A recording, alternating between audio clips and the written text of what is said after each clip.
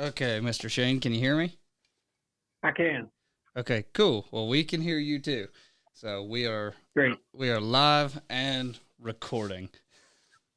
Good deal. So you got me, and then across the table from me is Matt. How's it going, buddy? Hey, man, what's up? Shane. Dane Paradise. Yeah, living the dream. So That's right. One day at a time. Me too. yeah, exactly. So you want to tell us kind of what you had, or you're gonna give us a little bit of background about you, kind of how you got started and to where you are today. Yeah, sure. So, 20 years ago, I joined the Marine Corps. I can't believe it's been that long already. Holy crap. I'd be retiring this year. But uh, so starting with, optics and guns, boomsticks, all different kinds of, plenty of different areas of learning. You know what I mean? I grew up hunting, fishing with my dad, and Right. my buddies and whatnot. Um, but this, the Marine Corps opened up a ton of doors as far as, more advanced technology and weapons and different optics and, you name it. So I think probably my first thermal was playing around with, I knew nothing about them. Like I said, probably 15, 16 years ago or so.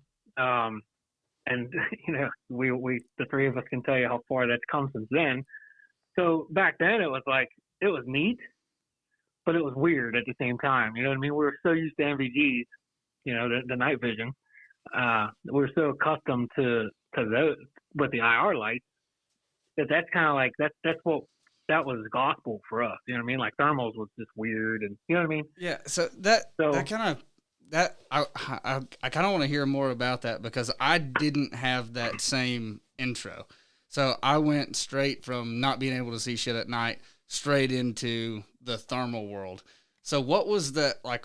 What was you said it was weird, but what was kind of the process from that to go from running just like was it just like this ludicrous thing that was out there, like that was like, would you have ever imagined it was going to be what it is today?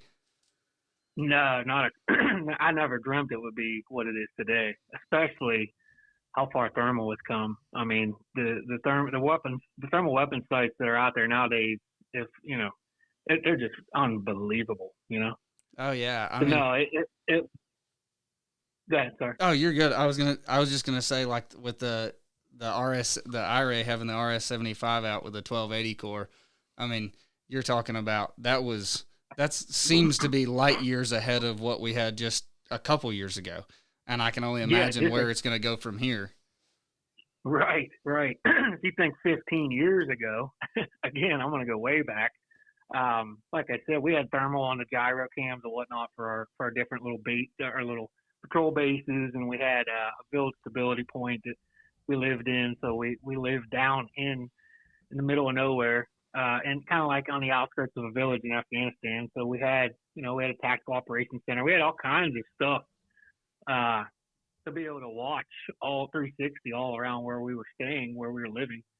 So yeah, the gyro cams, the big, massive cameras that were up on top of the hoochies and stuff.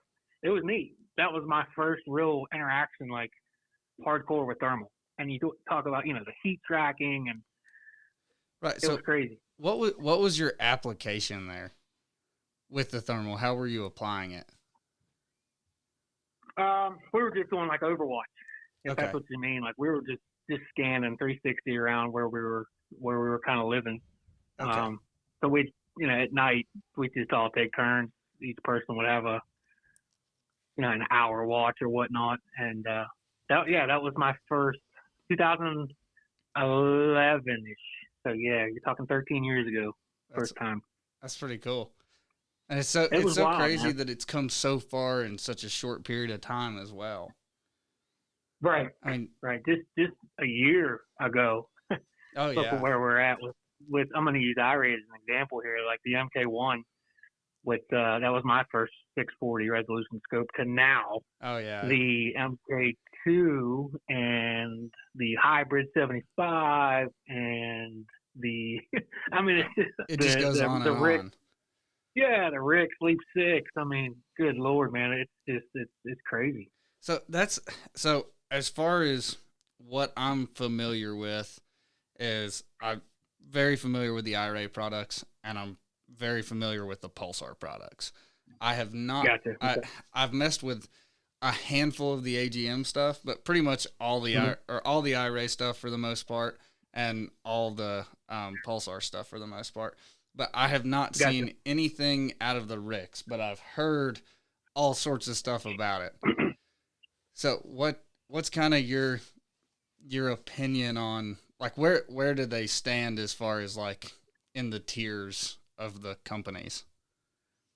So this is going to be very opinionated, right? This is going to be this strictly opinion. Yeah, correct. This is going to be Shane's outlook on where I think this company stands. In my personal opinion, I think Rick's is running away with the market. Really? I really do, and I'll tell you why. Okay. The features within their Leap series is just remarkable, honestly. The two different zooms, it automatically adjusts with the weather.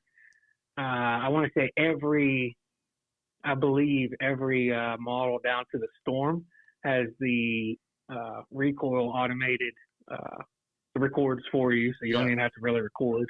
Yeah, that's something that nice. I've been I've been reading a little bit. Some of these newer things that iRay's coming out with is kind of the same deal. They have the shot activated recording, which is right.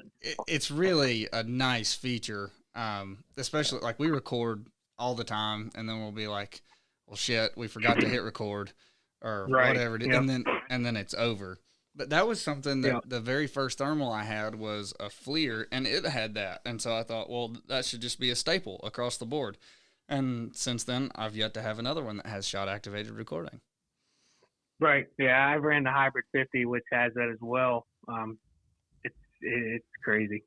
Yeah. But yeah, personal opinion with where they stand in the market, they're new. They're the new kids on the block right now. Right.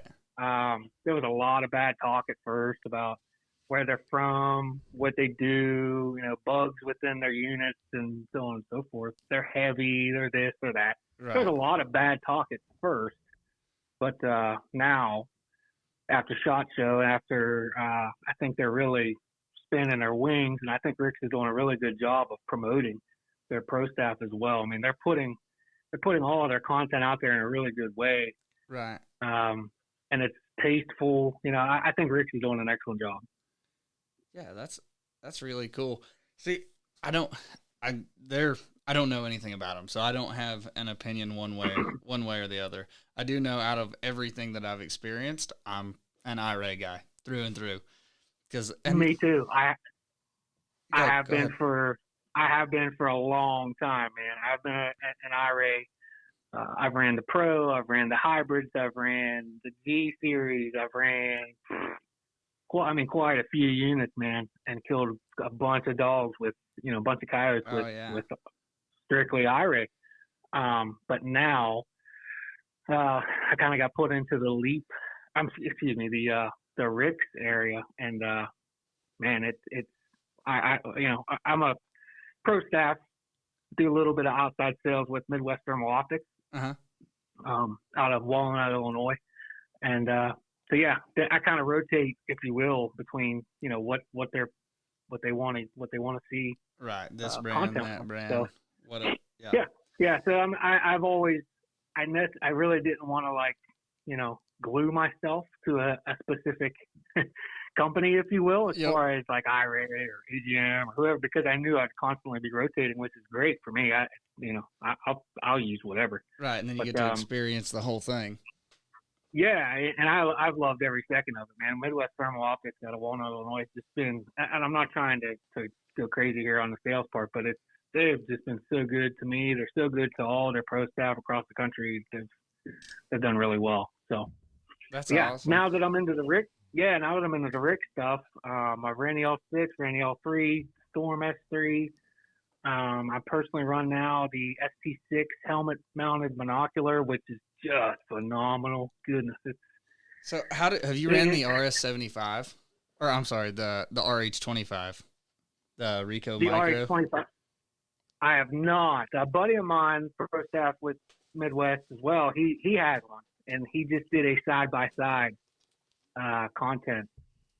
And I tell you that micro is nasty as well. Yeah. It's up there. Yep. So that's what I'm running on my helmet setup, and it's nasty. I mean, It is. as far as being able to see, and I like, so you can do it where it has like a true 1x base mag, or you can put, I think it goes up to like 1.3 and it just fills the whole screen in a little bit.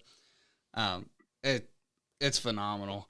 And then whenever when we're on sets, I'm going to say, if I'm the only one scanning with it, I'm going to see whatever's coming out at, like 98% of the time. I mean, we just got back from a hunt in South Carolina a few weeks ago, and there was one time, we were there for 3 days, and there was one time that I didn't see it come out first, and that was because 2 fox came out at the same time. So I was pegged on one, and one of the other guys we were hunting with was pegged on the other one. Gotcha. Yeah. So man. It's really interesting. But one of the things, so I met you on Facebook, or we got acquainted via Facebook, and the question that I had posed was kind of like to the new guys who they don't know anything about thermals, they don't know this brand or that brand, and I feel like there's a blue million keyboard warriors out there who are doing, I guess they're not necessarily doing a service to everybody as a whole, because they'll give their opinion about what they have, but if they have nothing to compare it to, how accurate of an opinion can that really be? I agree. That's kind of where I'm at. And so I've been racking my brain for months now, so I'm a dealer too. So I sell IRA and Pulsar and AGM, et cetera, et cetera. I don't sell any of the Rick stuff. I haven't got up with them. I'm not opposed to carrying it or anything like that. But that's just kind of what I'm doing. And we sell guns and suppressors and whole packages, all that good stuff. So nice. I'm talking to these guys about thermals, and I'm like, I can walk them through it on like an individual basis. Well, what do you want to do with it? What are you going to put it on? How far are you going to shoot? All of those questions. And then, naturally, what's your budget? Because there's a very, very broad spectrum. That's always my first question. What is your budget? Because you can't, you know what I mean? You can't go anywhere without at least knowing a ballpark on the budget. Yeah, like are we hybrid 75 territory, or are we like the Bolt territory? Yeah. Or do you have enough money to get one that's going to be worth something? That's I have that conversation with people all the time. They'll be like, "Man, I got $1,500."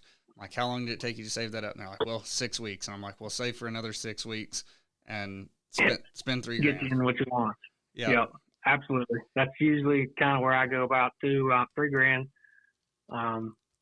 Depending on what they're looking for, what they want, that's definitely kind of same spectrum I'm on. Yeah. And I think it's one of those things where like $3,000 is a pretty attainable number in today's world by the standards of what everything else cost. So as inflation goes up and everything else gets more expensive, and then the thermals stay in that price point, $3,000 is a pretty entry level price. I agree. And there's nothing terrible. Like, you can get it done with those units. We've killed a lot of stuff behind the Bolt. Is it TL35, I think? Yeah, that's a great unit. Yep. 384 core. I mean, it zooms. Yeah. It works well on a bolt gun. It has audio on the recording, which is one thing I prefer over that unit versus like the RH25, because I'll record with it too, and it's great. It's stellar quality, but there's no audio on it, and so that definitely changes the feel of things. So I have to be mindful about what I'm recording with it or what have you, because most of the time it's on my helmet, so I'll record us with it.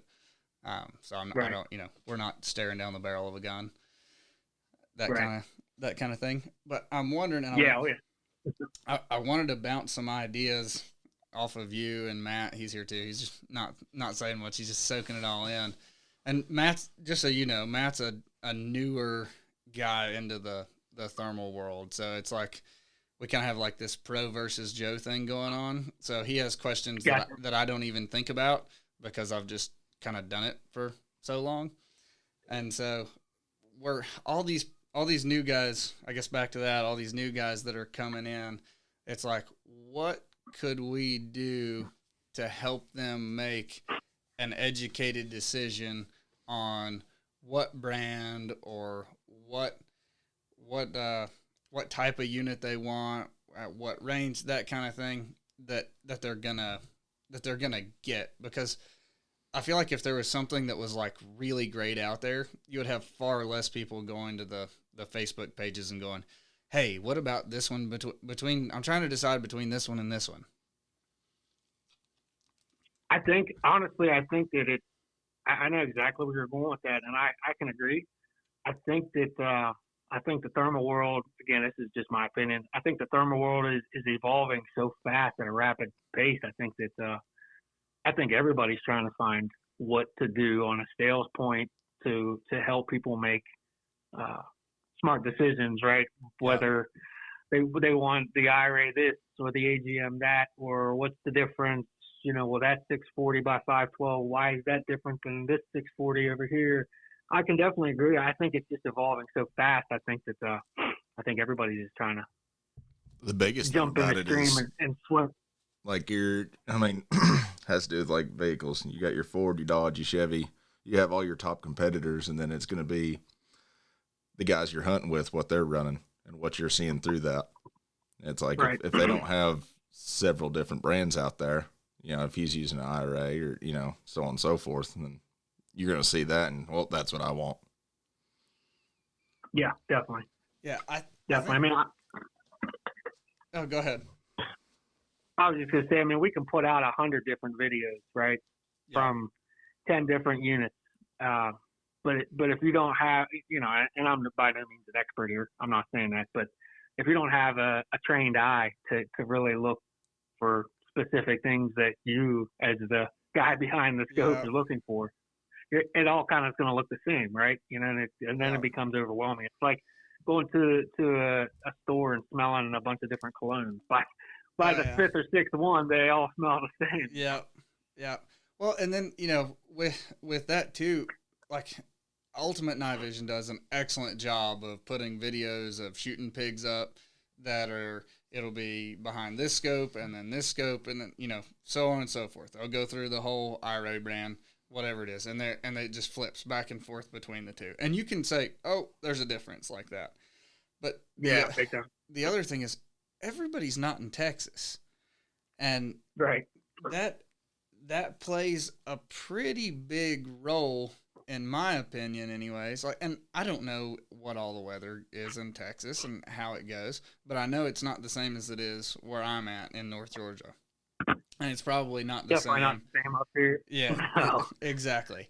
So one of the big Definitely not the same up here in southeastern Ohio, sure. Yeah, exactly. And so cold, that was one of the things that, like, most of the time when I'm using any of these weapon sights, regardless of brand, it's cold.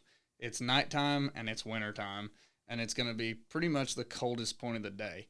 And IRA held up on, there are a few things that I like about their batteries as far as being able to swap them in and out, how they charge. They're not a, it's not like a specific battery that's exclusive to IRA. There's a word for it, but it's slipping my versatile brain. So, well, you can have a surplus of batteries, and they weren't eating through the batteries as fast as some of the other stuff. Like in the very beginning, some of the stuff didn't even work when it got that cold. Are you talking like the 18650s, or are you talking like the IBPs? No, like the 18650s. Gotcha. Okay. I mean, I think you can get a 4-pack of 18650s on Amazon for like $30 with a charger. Mm-hmm. Yep.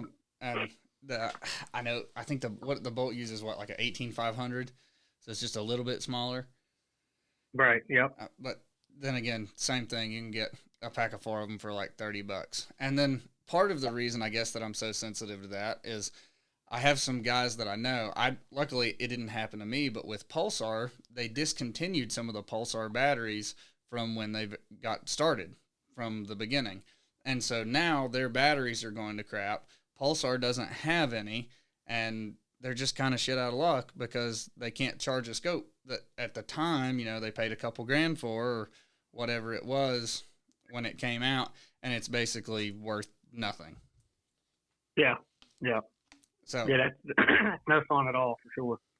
So that's one of the parts that, like, you're if you think about, like, anybody who doesn't have a thermal scope, in my opinion, you're gonna have to look at it about like you would a computer. It's going to get dated. It's gonna be something. Yep. It might be the latest and greatest right now, but in 3 years, you're not gonna have the top dog anymore. Will it still work? Yep. Probably. But whenever you look that could even change within a year. You know what I mean? A 1 year time frame. Yeah, So, or 1 month. I mean, all we have to do is have somebody release a new scope or whatever it is, and then all of a sudden, like whenever the RS-75 came out, I feel like it caught everybody else with their pants down. Yeah, no doubt. I agree. So there's kind of that, and then I want to touch on one thing that I think I haven't seen a lot of people really discuss, but you hear all the cores all the time. You have the 320, the 640, the 384, and now we have a 1280 core. But what people don't discuss a lot is the resolution of the screen in the unit. Is that something that you've seen as well? I agree. Yeah, 100%. So, like, if you're out there and you're shopping for whatever brand you want to shop for, one of the things that I would take into consideration is how big and what quality is the screen that I'm going to be looking at in the scope. And I'm probably going to look at that more so than I am,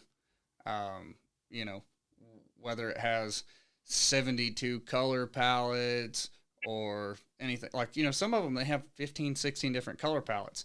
For myself, right, I use 2, maybe 3. I'm a black hot, white hot, and then there's another one Pulsar has that I kind of like. But for the most part, I'm just a black hot, white hot kind of guy. Yeah, me too. And that's going to be the pretty consistent all over the board. So it's one of those. It's like, well, you should probably weigh that out a little bit. So definitely. Yeah. So just being is there anything else that you can think of being brand new, like for a guy who's brand new? Or Matt, do you have any questions or any inputs? Because you're out of the 3 of us right now, you're the freshest of the bunch into the thermal world. So, like, what was all this that was like going through your head?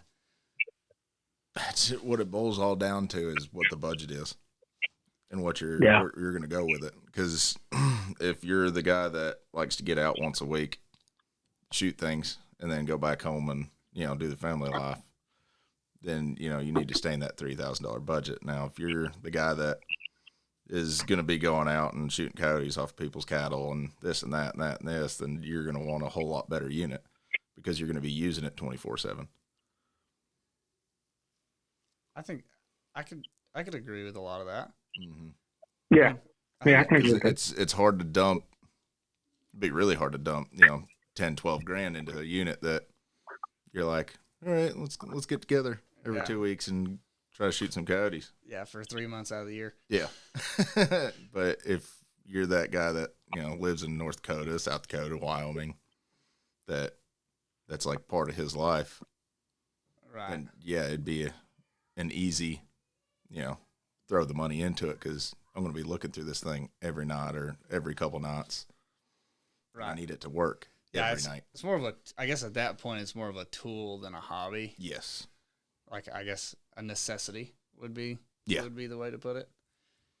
So that kind of makes me think too of like the how much are you going to do it? Because, like, to your point, for myself, I definitely prefer to run a 640 core. But that being said, I have a 640 core clip on, and I had a 384 core uh, standalone unit, and between the two of them, for all practical purposes, I preferred the 384 core. Was it more clear? No, but it was more user friendly, if that makes sense. Yeah. And so I'm not going to say which ones they are because I don't want to bash on. I don't want to make it sound like I'm bashing on one or the other.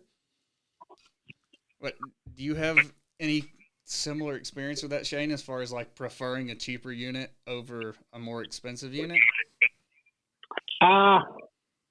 Yes and no. Because I'll be honest with you, I definitely would prefer 640 over 384 as well. But I'm just sitting here thinking that I can think of 384s,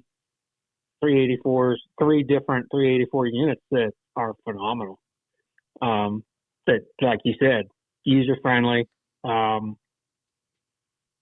So I mean, I really when we're doing any kind of speaking or any kind of talks, or I really try to let the customer kind of tell me what they want, if that makes sense. I never really put my opinion in the way, right? Because yeah. unless I'm asked specifically, like, hey, this or this, then I will. But if, say, guy's got an unlimited budget and he's looking at, say, G Series 384 as opposed to, say, Bolt 5640, hey, man, it's all about what you want to do. You know, I mean, do you want a tube scope to go on top of that pick rail, or do you want, you know, more of like a potato unit to kind of go on there that can kind of come off easier? Not that the KD mounts on the tube scope don't work just as good, but you know where I'm going. It's smaller. You know, the tube scopes are kind of an acquired taste, if you will.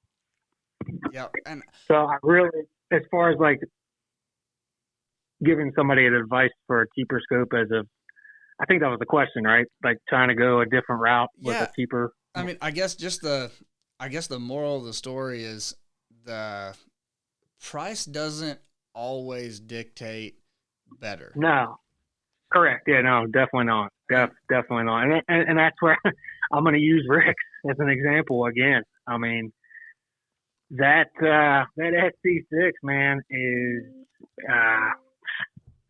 it's hard to beat, and the price range as opposed to the others is what does it retail for, the Rick's? The SC6? Yeah, that is $29.99. Yeah, so you're talking. Does it have a 640 core in it? It does. Yeah. Yeah, so that's getting that. I guess the iRay equivalent to that would be the Bolt TL35, and it retails for $3,200. You'll catch them on sale for $2,700 every now and then. I've seen that one time for sure. So you know, and they're constantly running sales. All these companies do. They go back and forth, and this will be on sale for a little while, and that'll be on sale, or whatever the case is. But that's going to be one of those things where maybe in that department, Rick's would take the cake over iRay. I haven't looked through a Rick's, so I can't speak to it. Yeah, I definitely. You try not to ever bash one or the other. You know, you can compare the two. Like I have no problem comparing the two, but never. Being that we are not Rick's or iRay or Pulsar, whoever salespersons here, we you know, I think both of us we move all different models. So right. I think the moral of all this, what I'm getting to, is letting people's eyes make the decision for them. Honestly, yeah. I think that is the best way, and that's why I started. I'm going to start doing thermal demos with Midwest Thermal. Put it out there as a public event. Local here in the area, already have, I think, 75 or 80 different people interested in coming, and take everything we got out there out into, I got permission from a cattle farm. It's a Longhorn farm, and let everybody take a peek through what we got. Yep. And that's one of the things that I was interested in too. And I'm working on an event that's very, very similarly structured to what you have going on. I'll tell you more about it. I just don't want to while we're on the air, just because some of the details are not finalized yet. And Yeah, I so, understand. but as far as the looking through the scope, I am of the opinion that looking through it while you're using it in the field, in the conditions, looking at something that has a heat signature, some critter, whether it's it doesn't have to be a coyote. It can be a cow or a house cat or some dogs or whatever the case is, but something where you can get an idea of they're this far away and this is what they look like through the unit. I have not found a video or a way that you could go on YouTube or anything that you could watch that was just readily available on the internet that would give the same feel as it did actually looking through the optic. Is that something? I totally agree. That's exactly why we started putting this little chain of events together that we did, because like you said, as a salesman or a pro staff rep or whatever may have you, I can't tell you what it's going to look like. You have to see it for yourself. So that's exactly why we put it out there, that we want to take every unit we have and let everybody get a feel for it. And the owner, he's a thermal guy himself. He's going to put us into a field where there's going to be, a whole big, herd of his longhorn cattle. That way these people can see, okay, that's 110 yards and it looks like this. Right. And then, tighten up the focus, see every little dot on the cow with certain, you know what I mean? Right. Oh yeah. Now how far will you guys actually be able to see out there? It's huge. It's massive. I think there's two different fields that we're going to use, and one is going to be at like the 300-yard range. Okay. For cows being out at that distance, and then the other one's going to be a little bit up tighter, like between 50 and 100. That way they can get both perspectives of 300, which is out there a little bit, and then, closer with 50 to 100 just to kind of see the size difference. And I think what a lot of people can't comprehend until they're looking through it is the depth perception. Because it's almost impossible, right? Especially. Exactly. I mean, you can very much tell a cow or a coyote or a fox or whatever it is. If you have an optic that will do it, you can tell what it is, and it doesn't look that small as it gets out there. Like it's nothing like it would with the naked eye. When you're looking at that heat signature, I mean, a coyote can be 500 yards away, and you're like, well, that's a coyote. But I would have never dreamed that it was 500 yards away until I got used to looking through them. And I think that's probably going to bring to my next point, to what I'm touching on with customers, is what kind of terrain are you hunting, because that will definitely dictate base mag. Oh yeah, no questions asked. I mean, how far can you see? It's like. You don't want a base magnification of 4 if you're going to be hunting somewhere that's maybe 80 yards from one side of the field to another. And we have we have a lot of that around here. The flip side to that is you can get into combination units where you might have does the Hybrid 50 have a 3X base mag on it? It does, yeah. So if you use the Hybrid 50, for example, a 3X base magnification, it's going to be really clear. It's going to have some zoom. It's going to really be an awesome unit. But one thing, it's not going to be ideal for scanning, particularly in relatively close quarters, like that 80 to 100 yard range from, edge of the field to the wood line on the other side. The flip side to that is if you have a helmet mounted unit, if we're going with IRA, like the RH25, or even if you're just holding it in your hand. IRA actually has a new monocular they just came out with. It's like, I want to say it retails for like $2,500, but it has a rangefinder and stuff built into it. It's an awesome little unit, but that is the difference between, being able to see the critter coming in and not, because you have that much wider field of view while you're scanning, and then you just boom your gun around over to it and you're on it. I agree. I think between base mag and field of view, that's another, again, coming down to budget. That plays a big part in being satisfied with your optics, right? Yeah. So I guess let me put it to you like this. So let's just say you had, let's say you have a $6,000 budget or an $8,000 budget, right? Or, well, let's go with 7,000. How about that? We'll meet in the middle. You have a $7,000 budget. You can buy the Hybrid 50 for $7,000, or you could buy that $2,500 monocular, and you could buy a bolt, which is like $3,200 for even less money than that. How would you put that into perspective as far as running a system? Which one would you lean towards? Definitely have a monocular, and 1,000%. Yeah. So you I would. I am so spoiled now as far as having a monocular, having a scanner. Yep. It's hard. I'm not gonna lie. It is hard for me to hunt without a scanner, without a monocular. Yep. It really is. It makes the world of difference to be able to not move, spin nothing but your head and maybe a little bit of your shoulders and cover 360 degrees, as opposed to being stuck behind that gun on that tripod. A lot of movement. You know, especially if you're running suppressed, you're long. You know what I mean? You're not scanning 360. You may be scanning 180, maybe depending on how close to you your buddy is, and then you're not. Right. And then you're flagging him. Yep. Not trying right to, beside you. Yep. Not trying to sweep him with a barrel. Yeah, exactly. Yeah, I'm definitely, and I'm not going big. I'm not going big on a monocular. I would go with, the AFO. That is a really nice, cheaper, $800, $799, I think, and it's a 256. But I'm telling you, that little AFO handheld binocular is phenomenal. See, I think for me, I would go I agree with you on definitely split your money up and have a monocular and have a scope if you have that in your budget. I would get a cheaper scope as long as you're getting, something that's reputable, I guess. There are so many of them out there that you can afford to do both.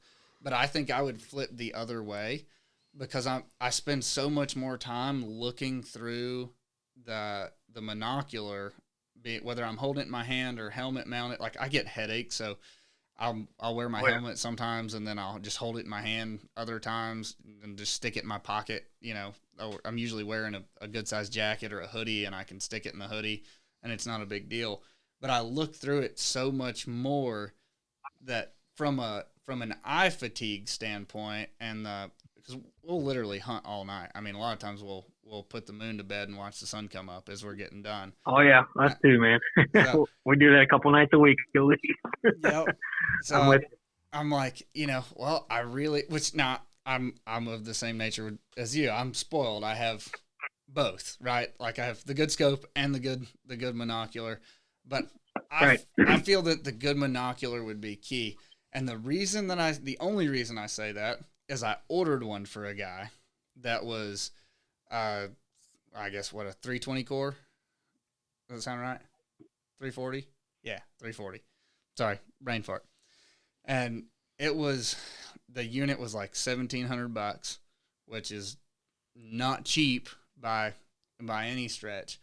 But it was so terrible to look through that I'd just rather sit it down and scan with my gun because it was that hard to see. And I tend to pan particularly quickly whenever it's just my head.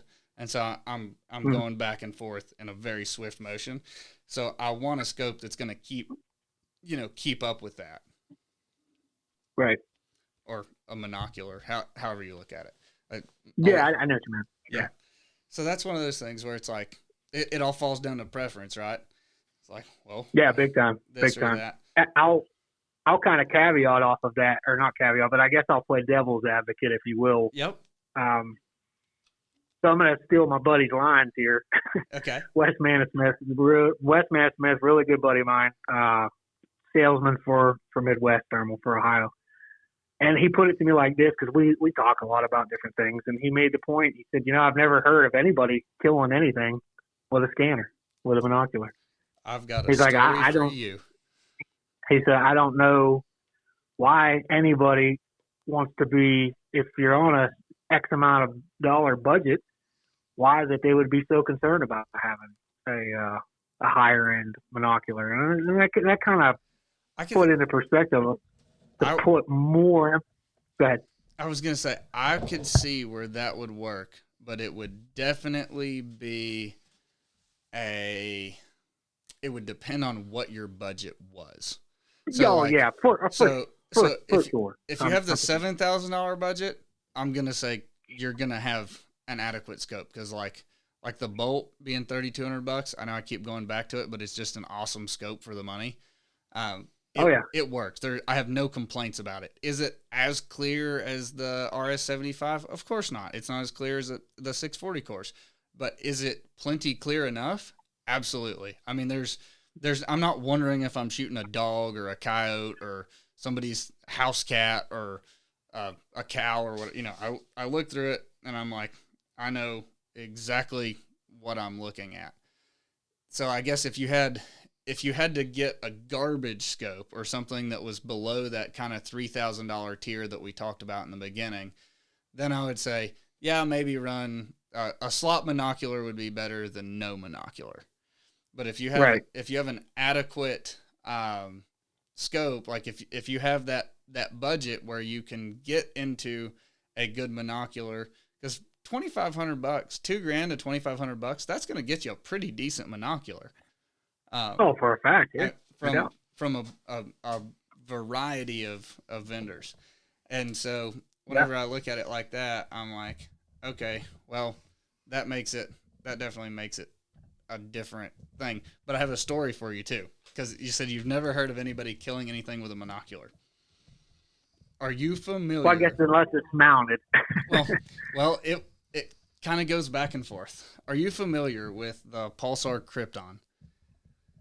I know of them, but I've never personally used one. Okay, so I have one, and it's I think it's like a XG50. They have a version 2 that's out now.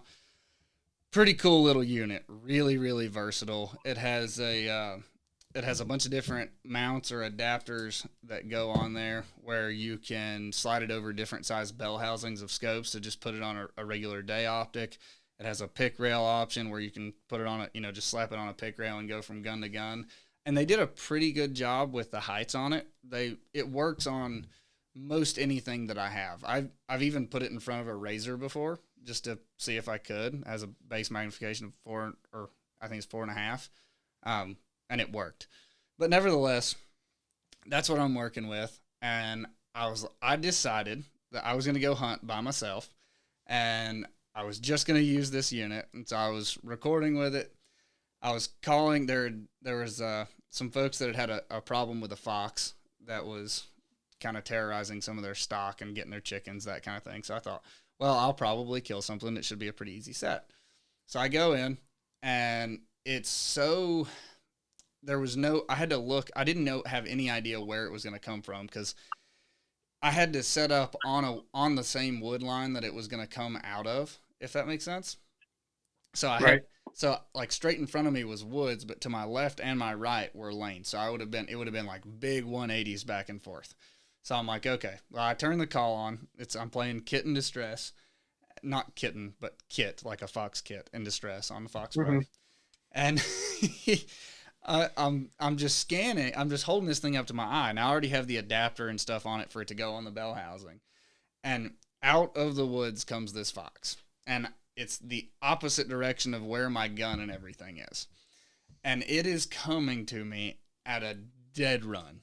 Like, very, very fast. There wasn't exactly a lot of time.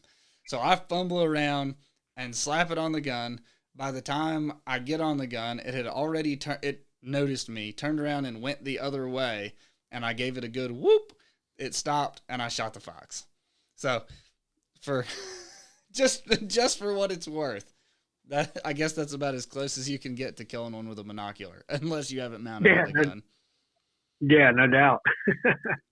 No doubt. So, and then after that, I also decided that I would never do that again. Yeah, that's rough. Because it was a terrible idea. It wasn't efficient, and the fox almost got away, and I almost educated it. So, I made it by the hair of my chinny chin chin. But I thought it was a pretty neat little thing to at least experiment with. Oh yeah, definitely, for sure, definitely. So, is there anything else that you want to touch on that's like that you feel is pretty important for the new guy, or just people who are out there on Facebook, or anybody who might stumble across this on YouTube that you would? No, I mean, I think my biggest thing that I've learned through all of these different units is definitely base mag, man. That's probably been my what I prefer. I've learned what I prefer over what I don't prefer, if that makes sense. Yep. Because we're hunting a lot of hills and valleys and some fields. You know what I mean? There's some farms and whatnot, but I mean, we live in a valley. It's literally called the Ohio Valley. I mean, we got a lot of hills. Not we don't have the big wide open 600, 700, 800 yard fields. So I need a smaller base mag, right? So anything 2 or below is perfect for me. That's what I think. That's probably my biggest thing to somebody new is don't just go off of a name. Don't just go off of this or that or whatever else.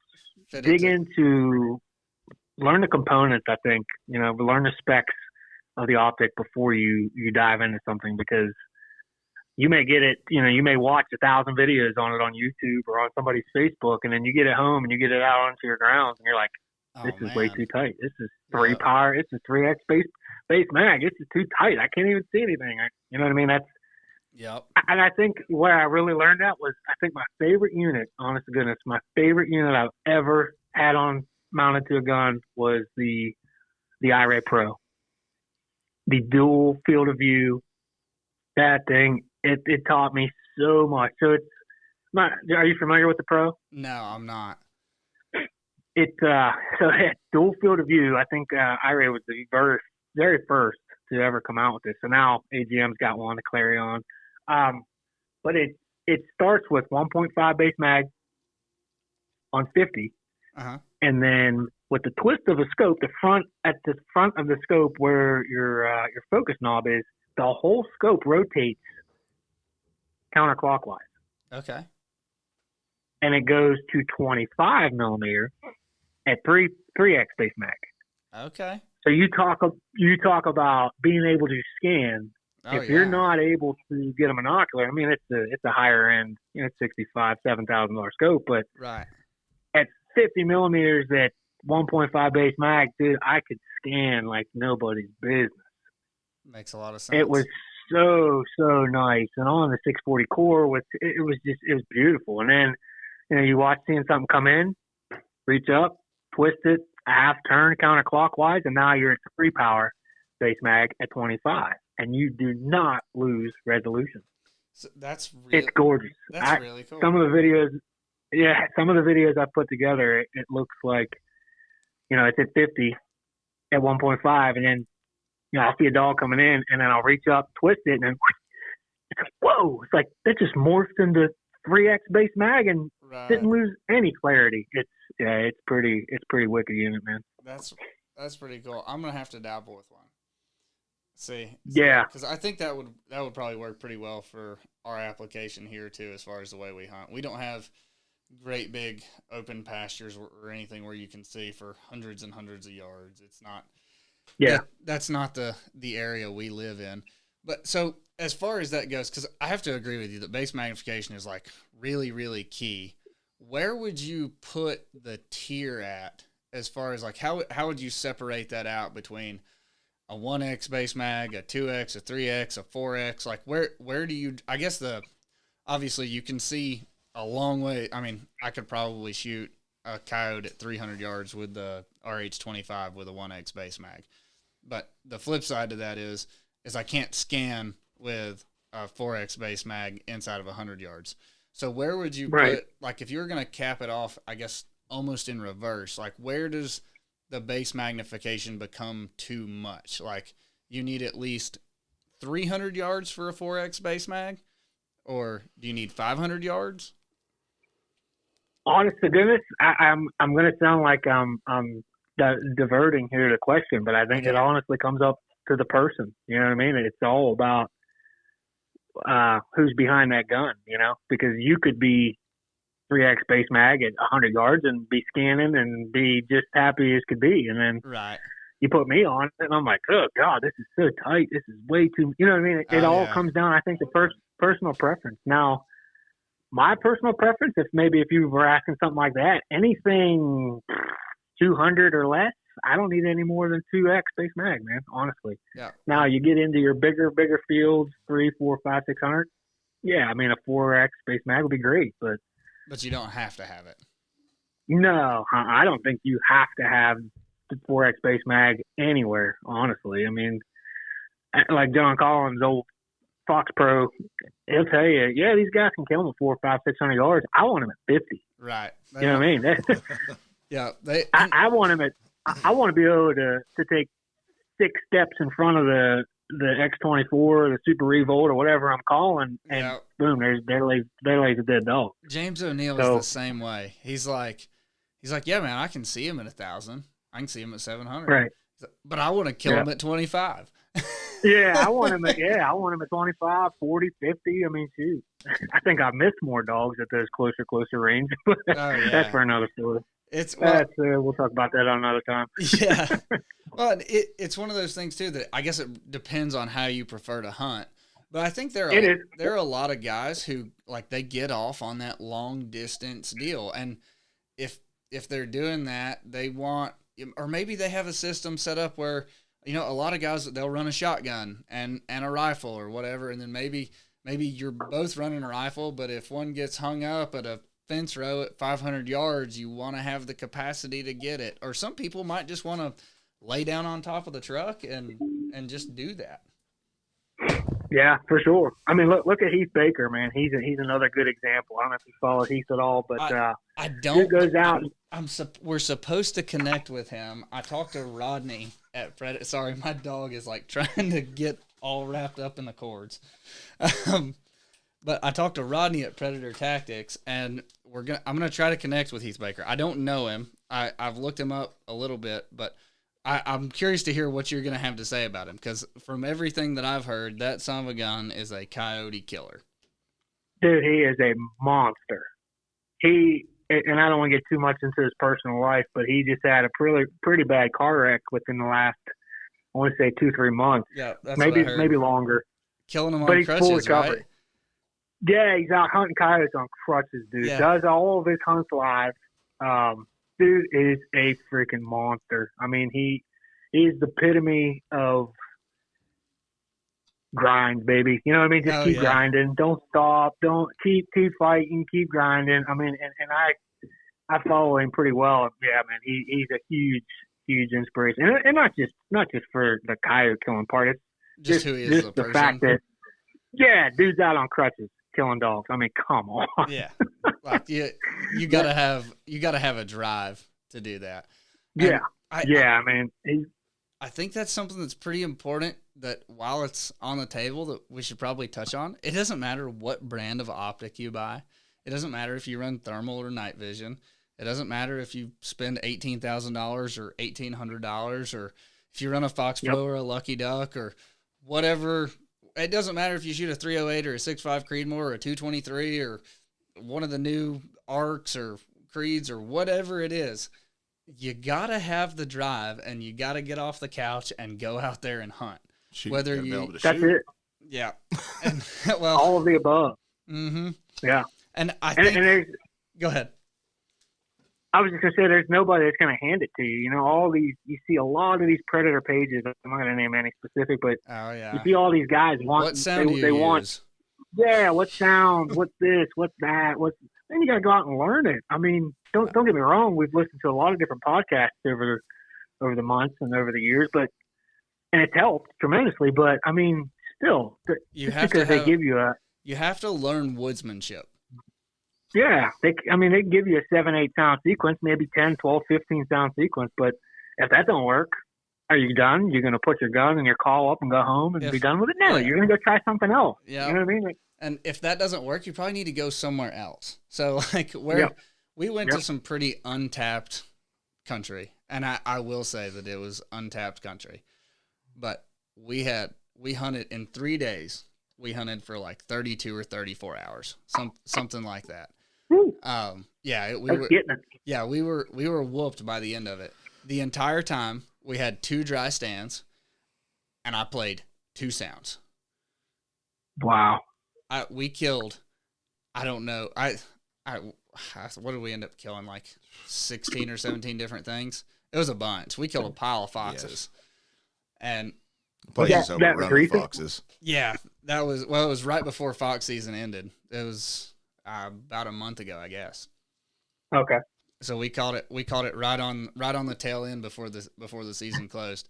But I killed we all hunted in the same spot, but we killed all of those to KG Cottontail or kittens I played Kitten Distress on one set because we were hunting a field and it was actually across the road behind us and it came in and started barking. And so I switched it up from KG Cottontail to Kitten Distress, and it wasn't. It definitely winded us. Yeah, 10 or 15 seconds. Even though it winded us, it just couldn't stand it. It had to come out in the field and check that we were in and check it out. And there it was. Yeah. Meandering out through the field, and I was like, "Here you go." You know what I mean? Mm-hmm. There he is. So that was one of those things that woodsmanship played a role. Where we were at absolutely played a role, and it's like you have to go. It's like with fishing. Like if you're just because there's water there doesn't make there a fish. Like you're not going to catch a 10-pound largemouth out of a puddle on the side of the road. Yeah. You're going to have to go to a pond or a lake, somewhere that they live. And it's the same way with coyotes or fox or bobcat or deer or whatever you want to kill. If they're not there, they're not there. Yep. And yeah, that's it. Yeah. That's something my partner and I have one main partner that he and I mean, it could be any minute, any day, any night. I mean, he and I are thick as thieves when it comes to that. You ready? Let's go. Yep. Pick me up in 15 minutes. We know So how between the two of us, time too, 15 minutes. That's right.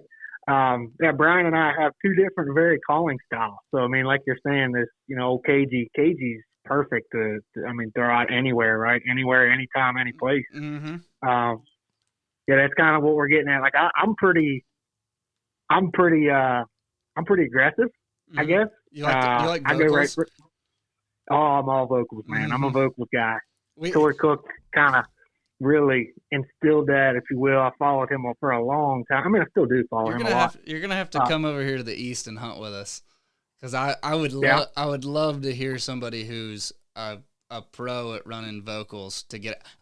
We can talk to them, and I love hearing them talk and go back and forth. But I haven't seen the same success going after the vocals as I have going after their belly. Well, I don't know if I'm a pro. I wouldn't go that far, but I know what you mean. I definitely I spent 15 years in the military working dog and civilian working dog communities. I trained a lot of different dogs for explosives, narcotics, tracking, apprehension, bite work, patrol, you name it. Cool. So, I mean, I really try to, that's it. You got to talk to them. And that's something, like I said, the calling differences, styles between Brian and I. He's more kind of a laid back, go easy at him, and which works a lot Right. for some dogs, right? Just depends on the dogs that you're calling to, their personality. So if they're laid back and can chill, you hear them? Like you can almost hear their personality or what they're saying, or like if they're real fired up or if they're not. Yeah. So, So when you hear one light up, you're like, oh, this is going to be an aggressive coyote. Like it's on, based off of how they sounded. Sometimes, yeah. Now, just like an initial answer, if say a pair you call it, say you put just a lone howl out, or say like come here lonely, a really good MFK howl, you almost always get an answer with something like that. Now, if they keep going and keep staying fired up and just keep chattering. Yep. Yeah, 9 times out of 10, yeah, they're going to be pretty decently fired up. Now, does that mean that they're coming in 10 out of 10? No, not always, but that's where you got their attention. Yeah, big time. Yeah. Now you may get an answer just like a lone, real laid back kind of response to where, yeah, they hear you, they're saying what's up back, but that doesn't necessarily mean they're going to be fired up. Something like that, I'm going, more, what's the word I'm looking for here? More There's a Fox Pro howl that I just absolutely love. It's not timid. It's shoot, Submissive? caught me. It's submissive, but there's a very there's a it's gonna drive me nuts. It's a laid back. It's not submissive, and it's not really technically a lone howl. It's I can't remember off the top of my head. Son of a gun. But that is like he remember, you'll goes have to let me know. I will. I definitely will. It. You know what? Hold on. Give me 2 seconds. I'm gonna look He's it up. fixing to get the controller out. That's what I was sitting here looking at this Fox Pro controller, going, "Hey, I could just read them all." Yeah, I'm telling you, it's gonna drive me nuts. Well, while you're looking for that, I have something else that I want to touch on. That's kind of like, Sure. I don't want to say it's a kind of a personal vendetta, not really, but I do feel that it's important. Sure. I feel super strongly that people don't shoot enough the way they hunt. And I think people just don't shoot enough as far as practicing goes. And then if you have a hard time shooting in general, or you're not, like if you go hunt with your buddies or whatever else, and there's that one guy who can always, like, he always shoots faster, but he hits what he's aiming at, and it's like going Right. down, then you probably don't practice as much as he does, or you probably don't have the same round count downrange that he does. And that's one of those things that I think people kind of overlook, because it is very exhilarating when you have a coyote coming into a call about to run it over or whatever else. And it's kind of like buck fever or whatever else. And, you know, people get nervous and you get shaken and you're shooting off a tripod, or, you know, it's not a bench. Like if you practice on a bench and then you go to a tripod, you're going to feel like you're just waving all over the place. And Right. so I don't know. What does it for me is when you're panning over and it's just there staring at you already. yeah, Yeah. Like if I watch them come in, then 9 times out of 10, I can lay it on the ground. But it's when I'm panning back and forth, and then all of a sudden you pan over to the right, and it's like, oh, hey, what's up, buddy? and he's just sitting there like you had Yeah. no idea he was there. Yep. Yeah. So that's kind of one of my pet peeves, that I think people tend to make excuses.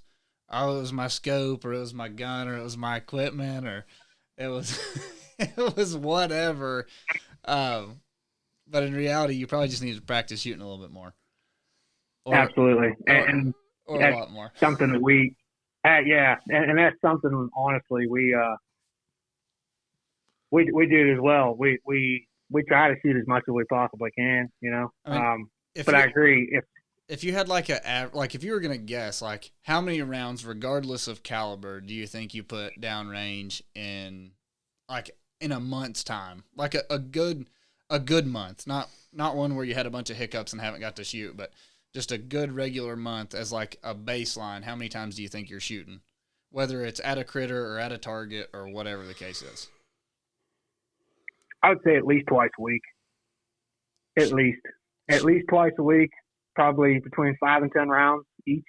Okay. And that's not even going to count being on set and what we get called in and get to shoot at. I'd say between 10. Yeah, I'm right there with you. I'm gonna say, like, as far as the big guns, I'm doing the same thing. You know what I'm hunting with, my center fires. I'm probably gonna be about the same, or I'm gonna run out a lot of time before I go out on a set, just so before we go hunt, get my confidence up, whatever it is. I have some targets that are right outside my door. I'll shoot them. I might swing in. My dad has some extended range at his house. He has 21.5 acres, so he's right down the road. I can swing in there. I keep some targets set up out there, pull up, shoot them, confirm zero at whatever distance it is. That way I know that I'm on where I need to be. And then aside from that, on a pretty regular basis, we'll shoot. I mean, I shoot about 5,022 rounds a month. Just to train. Yeah, it's a lot. It's a whole lot. And so, but we'll go, like, me and Matt, and there's another guy that comes and he'll shoot with us. And during the summer months, whenever the days are long, every Tuesday we'll shoot 22s competitively. It's like a good old boy system. We just have little. Don't let him lie to you. It's bragging rights. Yeah, pretty much. But we shoot paper. Nothing wrong with that. Yeah, we shoot paper and play games and all those things. But, working the bolt on the 22, moving around, shooting stuff offhanded, I have a little air gun that if it gets late and I can't go blasting, because even though I'm shooting suppressed, like if my kids are sleeping, I'm not going to shoot right outside the window because it could wake them up. But I'll shoot the little air gun. It's super quiet, and I'll shoot that thing, 25 times or whatever a magazine is. It's like 20 something, low 20s. I'll run a magazine or two through it just to kind of stay up to snuff, so that whenever Matt calls me, he's like, "Hey, I need you to be ready in 15 minutes." I'm like, "Oh, I'm ready." That's it. That's right. So that's exactly right. Yeah. Did you ever figure out I found it. Okay, what is it? It is passive coyote howl. It's Passive. that simple. Passive. Okay. It is the sound ID on the Foxborough Library is 551. Okay. Passive coyote howl, and it has it's exactly how it sounds. Passive, man. It's just laid back, chilled. Just Again, another Wes Nanismith there tactic. He just put me onto this one pretty good. Kind of thing. Absolutely. Yep. So I have a specific a specific scenario that I wanna ask you about. But finish your thought. I was just saying, I've ran complete sets before. Brian and I have. Uh-huh. Sit quiet. We had one barking, had one fired up, running back and forth, maybe even a little bit of booger barking, and get quiet for 5-10 minutes and throw this passive howl out there, and they've come right in. It's unbelievable. No, that doesn't always work, but it's funny how so you think it's going to be all fired up and you're going to go after it with fights and distress and all this crazy aggressive tactics, and it doesn't work. Huh. And then you flip the switch on it and go passive on it, and then boop, pops right in. Yeah, just coming to check it out. I have a dirty little secret we ran into one time. I was just dicking off. We had called for a long time, and there were some coons that were there. And I was like, I'm going to see if I can call a coon in. So I started playing a coon fight, and it wasn't, 15 or 20 seconds. There was one, it was hung up in the wood line, and we couldn't see it. And we had been doing a lot of prey and distress and playing around. I mean, I'd called for a long time. As soon as I hit that coon fight, it was enough to just it just came barreling in. Like, them coons are down there eating something that I want to eat, or that's where I thought its mentality was. I don't know, but it came in and we got it killed. And I was like, holy cow. Like, I would have never dreamed that a coon fight would bring a coyote in, but it did. Oh yeah. And in a hurry. I tell you, I'm going to rat on him a little bit here, but you familiar with Close Encounters? No, I don't think so. Joey is a big time day hunter in Illinois. Man, he does a lot of work in the summertime with coon fights during the day, and he stacks them up, man. Huh. That's pretty cool. Yeah, he uses that coon fight a lot. Big coon, little coon, I think, is what he uses a good bit. Another MFK sound. Yep. He stacks them up. I personally don't. I've ran them. I've ran to different coon fights and whatnot, but I've never had any luck with them ever. It was one of those things that I was like, well, maybe it's dumb luck, but maybe it's not. It was, I guess it's certainly, scenario specific. But on a flip side, or on a side note, we have a hunt that we're going to an event. It's a private event down in South Georgia. The Barrett got some guys from Barrett are going to be there, and some other guys, and we got invited to come down and shoot with them. So we're looking forward to that. But immediately after that, we're going to jump back over to where we went, where we killed all these foxes and bobcats and stuff, and try to help them. They have a big hog problem. So we're going to try to help there. It's planting season. And so we're going to try to help them kill as many hogs as we can out of the field while they're destroying the farmer's crop. So it'll be a good time. But there's a spot down there that we made one set on last time, and there were coyotes everywhere. I mean, everywhere. It was, if you imagine a triangle of coyotes, and they're just all over the place. Literally, like, we standing in the center, and they were barking and howling all the way around. I mean, us. just whole groups of them just absolutely going nuts. Just littered with them, huh? Yeah, just littered with them, and we didn't kill any. Well, like we made one set, and one got hung up and barked at us. I'm pretty sure that our wind shifted and he smelled us. And then after that was done, how would you approach that particular situation.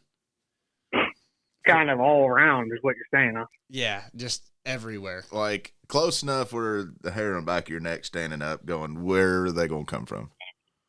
It felt like you were standing in the middle of a football field, and there were 3 Fox Pros in a triangle around it, and you were just right in the middle of it, and they were all playing group Pal. I mean, it was loud.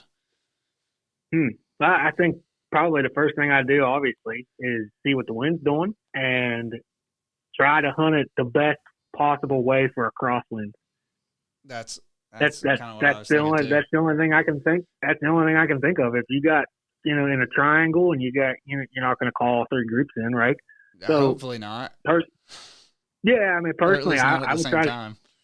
Yeah, not at the same time.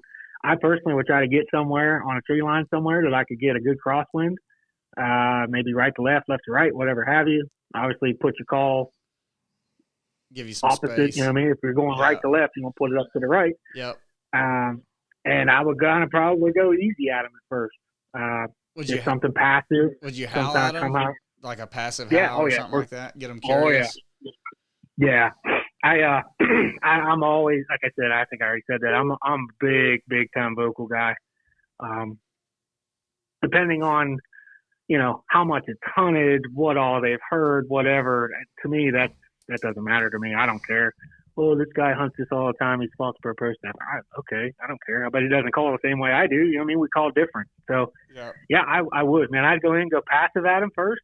Kind of gauge the temperature on them to see if they even respond. If they respond pretty well, pretty wound up, maybe get into, depending on the time of the year right now, breeding season's pretty much done. So you're getting into you're getting into denning season now. I'm going right into some kind of baby puppy stuff, man. Some kind of maybe milkmaid from Verminator, or birthday pups from MFK, or some kind of itty bitty baby little teeny tiny little pup. And all I'm trying to do is trigger the females out of the group. Yep. See if we can get a female or two to come barreling, to come see. From the guy that didn't understand that, why are you going to pay, or why are you going to play a call like that? What triggers in them? So a female that's bred, and she's been bred, she's got babies. She's a pregnant mom. Yeah. So the trigger that I'm trying to pull on there is, I hear babies. I got to go save the day. Oh, 10-4. That, let's say that motherly instinct. Yeah. So what is Dad doing during this time? Like, is he out hunting, bringing her food, or is he just kind of sitting back? Yeah. Oh yeah. He's hunting. He's bringing food. He's a couple different scenarios that I've seen. I think, again, I'm going to reach back to Tori here. Tori is just phenomenal when it comes to explaining what's going on in a coyote's life. But yeah, I mean, Dad, he's around. I mean, he's definitely around. I actually, just 2 nights ago, Tuesday night, man, I went out and I seen people had already started using pup sounds and whatnot. Uh-huh. And MFK has an entire library of nothing but baby puppy stuff. But I was running the Super Revolt that night, which is all Rick Paulette Verminator sounds. And I went right into Milkmate. Excuse me. I did a couple howls. No answer. Nothing. Like, man, I know there's always dogs in here. It's been a good solid 4, 5, 6 weeks or so since I've hunted here again. Perfect crosswind, right to left, calls placed perfect. No answer. Did 3 different lone howls, no answer. Went right into Milkmaid, which is just some babies, puppies that, on they're feeding. 300 yards out popped the dog. No kidding. I'm like, all right, cool. So I kind of let that play through its sound and then muted it. Yep. And then I'm talking 15 seconds later, barreling across the field, right to left, 300-400 yards out. Here comes what I think was the female. She come barreling in. Gotcha. I mean, hard, straight to him. And they kind of fiddled around for a little bit, and I went right into Teeny Weeny, which is another little baby puppy sound, and here they come. Both of them. I mean, just that's wild. Barreling right at me. I made a terrible shot and I missed, but hey, Sent Dad out for I was so milk and he pumped. didn't come back. Yeah. 55. I think she was probably 55 yards when she finally got in. She caught my back drag and she was barreling in, dude. Just had to come save the day. And that again, I've learned that from listening to the podcast with Tori and John and talking about that motherly instinct. Oh yeah. Yeah, man. It's a real deal. Just ask my wife. Yeah, man, absolutely. And I think John Collins explained it the best. You know, when mom's getting ready to have babies, you know, they get into that nesting phase. You know, they start getting the nursery ready, getting the crib ready, getting this ready, getting that. And it's kind of the same thing with the mother of the pups. She's starting, you know, getting the den site ready, getting everything going, eating more than she normally would because she's got puppies. And don't think that you don't get out there and screech a little bit on some baby tiny puppy stuff that she ain't going to come barreling. And boyfriend's coming too. He's going to come check it out with her. Yeah, I'm going to have to get loaded up on I don't have any bait. I just have the standard Foxborough sounds. I'm going to have to load up on some calls before we go back just to have some other stuff to dabble with. Hey, don't feel bad about your shooting there. We got a running joke with us that I can't hit nothing sitting still, but I can catch it on the run. I've never seen anything like it, dude. He will just flat out miss at 50 yards, just straight up, just miss. And that some bitch will be running Mach 10 and it'll make it out to 150 and he'll lead it with a 300 blackout and it just rolls it. And this doesn't happen just once. It's not just one time this happens. It's all the time. I get excited. He was talking about shooting a coyote. We have a coyote steel target, and he was talking about shooting it earlier. And I was like, "You want me to throw it for you? You want me to toss it? That way you can hit it?" It's bad, man. I don't get it. I tell you the truth with me is I got bad habits with target panic. I really do. I don't know if you guys are familiar with that. It's extremely. You're focused. Yeah, you're just focused on your target more than your damn crosshair and your reticle, and it gets me. It gets me a lot. That was a big thing. I shot competitively in college. I was on the archery team where I went to school, and that was a big thing. Target panic and jerking. Yep, that's where I developed it as well, man, with archery. And I'd go on a 30, 40 target shoot, and be 12 ringing all the way up to the 10th or maybe 12th target and drop an 8. Yep. And my whole world will just come on. Yep. Well, and that bow, it'll just feel like it's so heavy you just can't push it up there where it needs to go. Yeah, and you're just so focused on your target as opposed to where your pins are, and it still gets me to this day. That's exactly what happened. I watched the video. Yep. I should have dumped it. It should have been a perfect shot right underneath her. Yep. Target pin. It happens. I know all too well how that goes. And there are some tactics that you can use to break that. But another thing, I'm a firm believer in a 22 long rifle, preferably with a suppressor, so it's stupid quiet. Something, a full size gun. There's no recoil. Shoot the piss out of it, and then you're not gonna flinch. Like I do it to my kids all the time. Like I'll load the magazine. I'll watch them whenever they get down to the end, and I know it's going to be a dry fire, and I'll see if they're going to flinch or twitch or what. So I'm looking for cues to try to help them with that. Oh yeah. But it's the same way with an adult. Like we do it. I do it with people all the time. I'll hand them a gun. They think it's loaded. I'm like, yep, just flip the safety off and go. And when they squeeze the trigger, you'll see them jerk bigger than shit. And there's a big flinch factor there that you can take care of. Just put rounds downrange. Shoot more. Make it. If it's a normal thing to shoot something, it's so much easier whenever there's something in front of you. And then naturally, you get bragging rights too whenever you can hit stuff. Oh yeah, definitely. I think I don't know how much time we got here, but the last piece would definitely be your platform. Your sticks, what you're shooting off of. That's makes a huge difference as well. Oh yeah, we're cheap. We run the bog pods. What are y'all using? Yeah. I'm running a 2-vet QDT, and my buddy Brian's running it. It does, yeah. It's got the 75 millimeter leveling head. Yeah. And it usually I'm kind of like the same way, standing still. I'm missing, but 200, 250, 200, 250, skipping out through the field, pow, dropped it like a sack of potatoes. I'm like, what the hell? We'll call him in and scare him off and shoot him. Yeah, that's how Matt is. He's like, let him get as close as you can and then go boo. And let him run off. Let that son of a bitch take off. It's really, I will say this, it's really nice to have someone in there, whether if a couple come in and you get that one that's running, or if someone misses or whatever else, at least you can walk away from that set saying, hey, we didn't educate a coyote that we didn't kill. Yeah, definitely. I do that a lot. I educate them quite a bit, but it happens. Oh, yeah. Cool. Come at them a different way, a different night. Yep. Change things up. Absolutely. Well, I'm going to wrap this up here. Is there anything else you want to say before I turn off the recording? No, man, I appreciate having me. It's definitely cool to reach out to some guys from a different part of the country, and I appreciate you having me. Yeah, man. Thank you. I appreciate you. Good meeting you, buddy. Yeah, super glad to have you.